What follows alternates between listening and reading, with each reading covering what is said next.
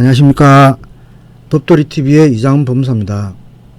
오늘은 상속 등기를 해야 될 경우에 어떤 종류의 상속 등기가 있는지 그 종류에 대해서 한번 알아보도록 하겠습니다. 먼저 상속에 대해서 한번 알아보면요. 사람이 사망하면 상속이 자연적으로 발생하게 됩니다. 상속 순위는 민법에 정해져 있고 그 민법에 의해서 상속 순위는 1순위부터 4순위까지가 있습니다. 1순위는 배우자와 직계비속, 2순위는 배우자와 직계존속, 3순위는 형제자매 이런 순위 됩니다. 그런데 여기 이제 배우자가 이제 1순위와 2순위 두 번 중복이 되죠. 이것은 직계비속은 없고 배우자만 있을 경우에 배우자가 단독 상속인이 되는 게 아니고 2순위로 넘어와서 직계존속이 있는지를 본다는 겁니다. 그래서 직계존속과 배우자가 공동 상속인이 된다는 겁니다. 그리고 직계비속도 없고 직계존속도 없는 경우에는 그때는 배우자가 단독 상속인이 됩니다. 보통 이제 상속을 포괄승계라고 합니다. 상속을 하게 되면 포괄승계를 하는데 포괄승계는 재산뿐만 아니고 채무도 상속하게 됩니다. 그래서 채무가 보통 더 많을 경우에는 한정승인이나 상속 포기를 하게 됩니다. 상속인이 취할 수 있는 방법은 한정승인이나 상속 포기를 할 수 있는데 이것은 나중에 별도로 또 한번 알아보도록 하고요. 한 가지만 더 말씀드리면 채무가 더 많아야 되는 건 아니고요. 채무가 더 많을 것 같다라든지 조금 불안해도 신청할 수가 있습니다. 안 되는 건 아닙니다. 그 다음에 이제 그 상속 재산 중에 부동산이 있으면 등기를 해야 되거든요. 그걸 이제 상속 등기를 해야 되는데 그 상속 등기 형식이 크게 세 가지로 나뉜다는 겁니다. 크게 보면 이제 법정 상속에 의한 등기, 협의분할에 의한 상속 등기, 유언에 의한 상속 등기가 있는데 법정 상속에 의한 등기는 민법에 따른 상속을 하는데 법정 지분에 따라서 이제 상속을 하게 된다는 겁니다.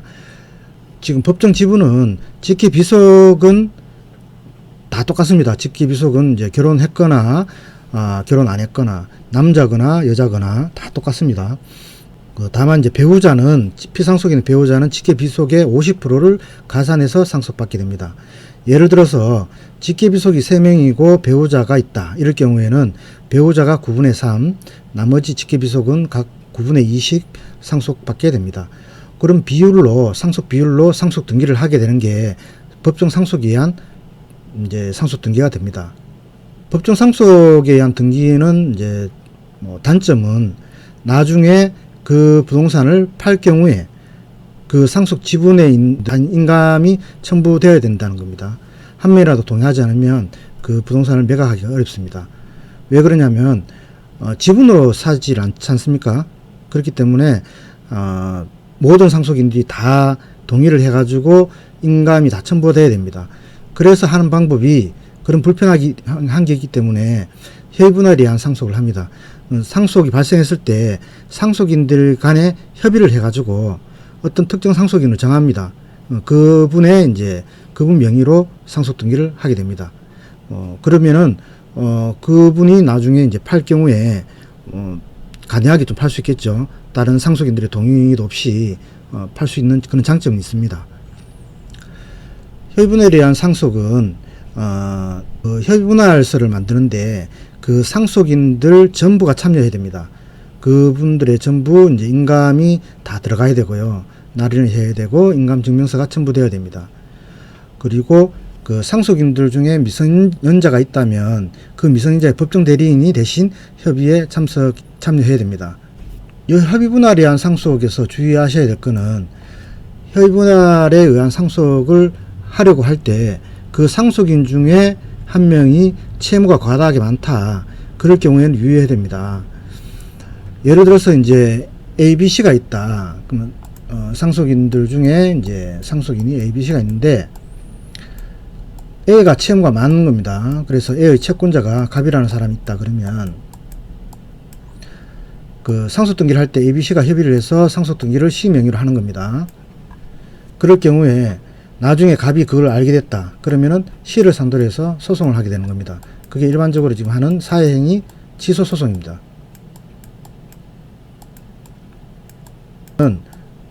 어떤 의미냐면 그 재산을 빼돌렸다는 겁니다. 여기서 요 지분으로 하면 2, 3 하면 A의 지분은 7분의 2가 됩니다. 예를 들어서 어떤 특정 부동산의 가치가 7천만 원이라고 하면 A의 그 상속 지분의 그 가치는 2천만 원 상당이 됩니다. 그 2천만 원 상당의 재산을 시적으로 넘겼다는 겁니다. 빼돌렸다는 겁니다. 그래서 그 갑이, A의 채권자 갑이 그 재산을 되찾으려고 그러는 겁니다. 원리는 시의 재산을 다시 돌려라. 그래서 이 재산을 강제 집행하겠다. 그런 취지입니다. 그래서 이런 그 사행이 소송은 많은 경우에 발생합니다. 아주 흔하게도 많이 발생하고, 그러니까 협의할 때는 이제 그런 걸 간과를 했는 거죠. 그래서 이제 하는데 상속인 중에 이제 채무가 많다 이럴 경우에는 조심해야 됩니다. 한번 더 생각하셔가지고 협정 상속이한 등기를 할 것인지 아니면 다른 방법이 있는지를 고민하고 해야지 그냥 무턱대고 이렇게 하다가 나중에 소송에 휘말리게 됩니다. 그 다음에 이제 그 상속 등기가 유언에 의한 상속인데, 이것은 피상속인이 생전에 유언을 하셨고요. 그 유언서를 검인을 받으셔야 됩니다. 피상속인의 주소지 가정법원에 유언증서 검인 신청을 해야 됩니다. 그래서 만들어지는 게 유언 검인 조서가 만들어지는데, 그 서류를 첨부해서 유언에 의한 상속 등기를 하시면 됩니다. 보통 일반적으로 이제 유언 검인 조서 같은 경우에는 이 검인 신청을 하게 되면 검인 조서 만들어지는 때까지는 보통 한 2달, 한 석 달 이렇게 걸립니다. 그러니까 바로 되는 건 아니고요.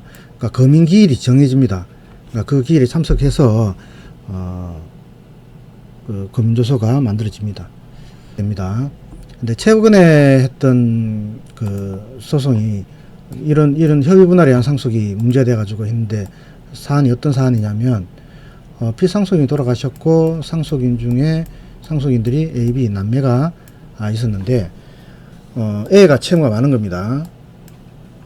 이때는 어머니가 돌아가셨는데 어머니가 생전에 유언을 하셨어요. 그러니까 A가 채무도 많고 이제 사고도 많이 치고 하니까 재산은 전부 이제 비명의로 해라, 이렇게 유언을 남겼어요. 유언을 남겼는데, 일반적으로 이렇게 하면 유언에 의한 상속을 하게 되면 이게 절차 비용도 들어가고 이제 시간도 걸리니까 그냥 간이하게 한 겁니다. 그러니까 협의 분할에 의한 상속을 했죠. 그러니까 유언에 따라서 비명의로 한 겁니다.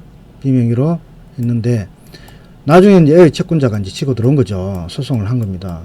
그러니까 이게 지금 2건이 들어왔죠. 여기서 사행 취소 소송. 이게 그러니까 이렇게 하시면 안 된다는 거죠. 그러니까 이런 걸 이제 간과를 해가지고 하셨는데, 이거는 유언서가 있으니까 유언 고민조서를 만들으셔가지고 그렇게 등기하는 게 맞았죠. 맞았는데 어쨌거나 근데 이제 이거는 이렇게 해도 소송에서 이기긴 이겼습니다. 그런데 하여튼 그 소송에 휘말리게 되니까 조심을 하셔야 됩니다. 그래서 이런 거는 주의를 하셔야 돼요. 그리고 지금 그러면 이제 협의분할서하고 검인조서하고 이제 샘플을 한번 보여드리겠습니다. 상속재산 분할 협의서 이게 이제 샘플인데요. 여기에는 보시면 협의서라고 있고 피상속인이고 누가 몇 년 몇월 며칠에 이제 사망함으로써 분할을 협의한다, 이런 내용이 있고, 그 다음에 부동산 표시가 돼 있고요. 이것을 상속인 중에 누구의 소유를 한다, 이런 협의서를 만듭니다. 그리고 요 뒤에 보면 이제 각각 도장을, 인감 도장을 찍고 이렇게 만들어집니다. 그 다음에는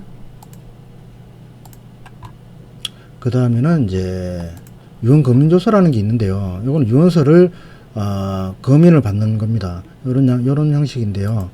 이거는 이제 사건 번호가 나옵니다.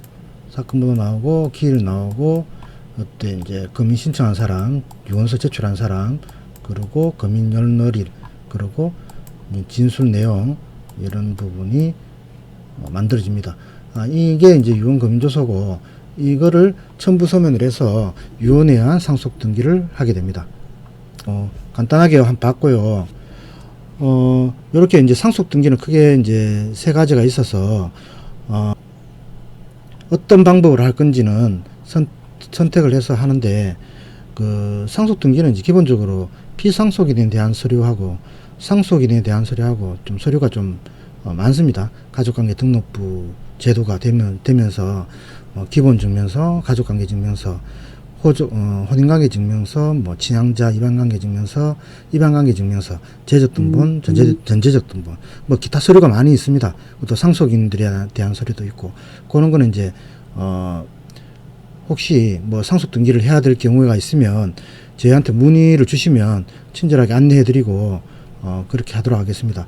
다음에는 상속 등기할 때 필요한 서류에 대해서 한번 안내하는 그 시간을 갖도록 하고, 오늘은 이것으로 마치겠습니다. 다음에 찾아뵙겠습니다. 감사합니다.